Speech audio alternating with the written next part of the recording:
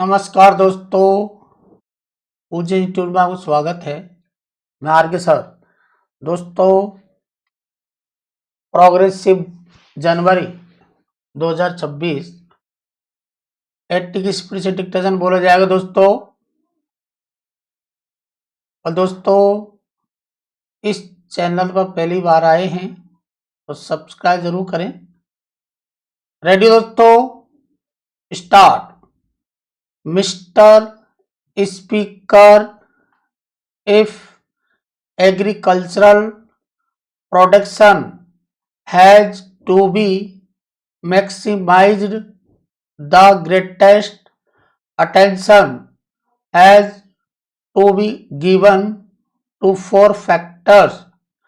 First, seeds should be of the right quality, fertilizers and high yielding varieties of seeds, then improved pesticides and water.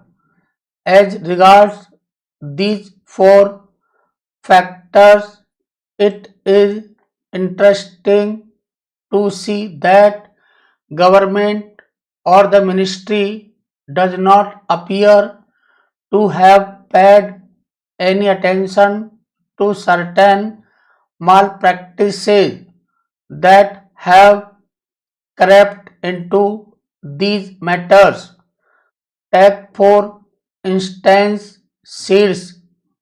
There is no mention at all of the fact that a large percentage of these so-called improved or high yielding varieties of seeds are adulterated. What steps has government taken in this regard? Is it not of vital importance that seeds should be pure and unadulterated? Their effect on production is very great. Para. Therefore, from this point alone, all possible steps should be taken to prevent adulteration. The farmer suffers because he spends money on costly seeds in order that he may get the best possible yield, but finds that the seeds are adulterated. Why has not government taken up this question in its own hands? Every state government interferes in this matter. In fact, multiplication of seeds is done under the orders of the agriculture department in state after state, and yet when it comes to their quality control, educate machinery does not exist. Then you come to the question of fertilizers. Again, these are of vital importance. What has happened at one single stroke? Government has doubled the prices of fertilizers and expects farmers to procure them in the required quantities, knowing fully well also that government fixed the price of what they produce at a level which makes it impossible for the farmers to pay these high prices for fertilizers. Para. The previous speaker referred to the Agricultural Prices Commission. The commission has fixed the price say of wheat at a certain level without taking into account the cost of production of the farmers.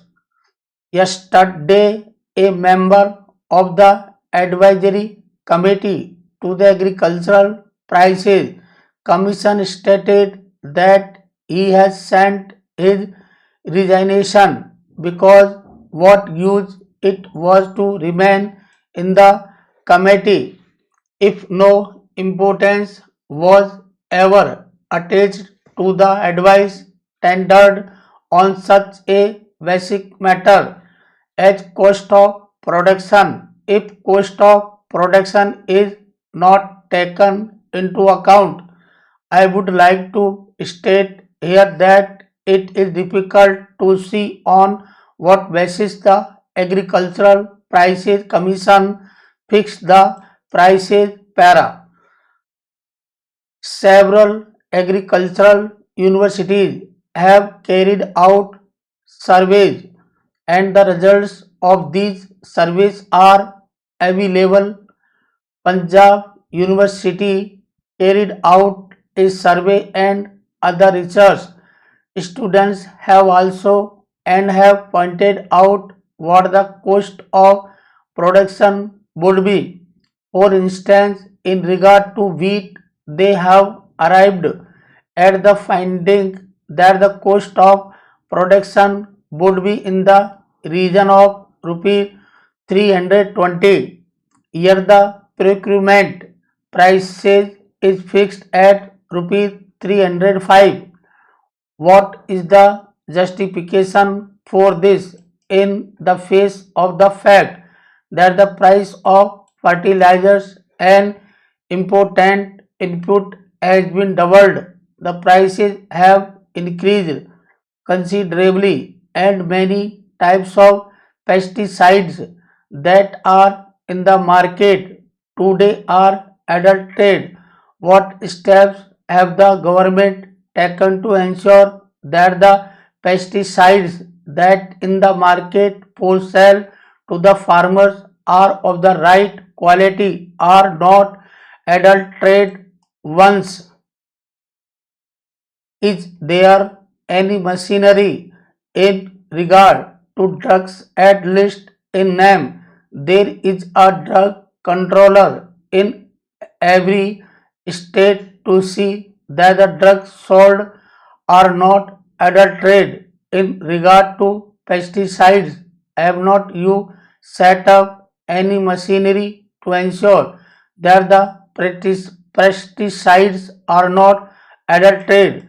Last but not the least important factor for maximization of agricultural production is water. They say they have programs for increasing irrigation facilities para. During the fourth plan, they wanted to bring in a considerable additional area under irrigation so that they could have assured water supply. They have similar programs in the fifth plan. Why is it that a number of these projects are not completed within the time schedule? This is let down. Why is it that number of most desirable projects are not even taken in hand for years for one reason or another, and the majority of they are held up because of interstate water disputes? What steps have been taken by the government to resolve those disputes? They say that they have no powers.